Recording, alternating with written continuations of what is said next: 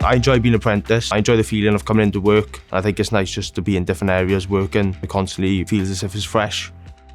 I've really enjoyed a lot of the nights working, getting to see kind of behind the scenes what goes on. The mix between studying and work was perfect for me. Ar hyn o bryd mae gen i 12 apprentice sy'n gweithio dros gwahanol rhannau o SWTRA i datblygu i wneud cyrsiau lefel 3 a lefel 4. Ac hefyd mae yna datblygiad newydd lle fydd nhw'n gallu symud ymlaen i datblygu i wneud lefel 6 sef gradd. Here at SWTRA I get plenty of support from the more experienced people in my team and other teams around me, which is good for me because it helps me to progress my career further. Dwi'n credu mae SWTRA'r lle gorau i wneud prentisiaeth. Dwi wedi dysgu llawer o pethau fel sut i gweithio yn well mewn tîm. Mae'n profiad gwaith gwerthfawr.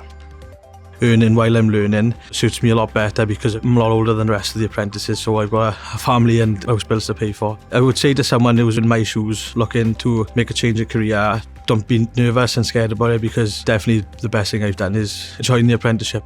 Byddwn ni'n awgrymu prentisiaeth oherwydd mae'n rhoi llawer o profiadau. Chi'n dysgu a mae rhywun yn talu i chi dysgu. Chi'n creu ffrindiau newydd ac dwi'n cael profiadau byddwn ni ddim yn cael os oeddwn ni wedi aros yn prifysgol.